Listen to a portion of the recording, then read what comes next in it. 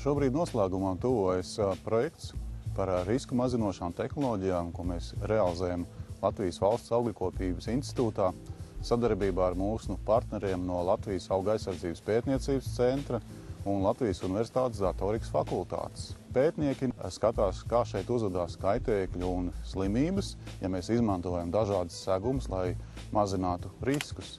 Un riski mūsu dārzos ir neatkarīgi no mums, nāk no gaisa, nokrišņa veidā.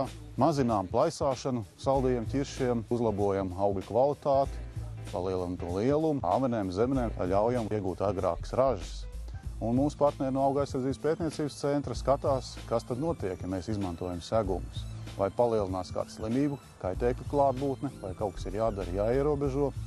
Savukārt mūsu partneri no datorikas fakultātes veidoja sistēmu, sensoru sistēmu, kas fiksē datus, gaisa mitrumu, temperatūru, lai saprastu, kāpēc, piemēram, šīs slimības un kaitēkļi ir vairāk, vai kāpēc augļi mums plaisā, vai kāpēc mēs neiegūstam tik labu ražu. Mēs esam šobrīd konstatējuši, ka segumi ķiršiem dod līdz 90% realizējums ražas, un augļi lielajām skrimšļainajām šķirnēm pieaug svarā pat līdz 2 gramu. Un tas, es domāju, ļoti svarīgi un interesanti audzētājiem kvalitīvai produkcijai.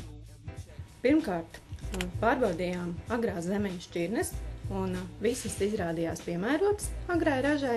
Vasaras avenēm piemērotākās bija lielogu šķirnes, un rudens avenēm pēc visām izvērtēšanām labākā bija šķirne polka, kurai bija gan laba ražība, gan arī ogu kvalitāte.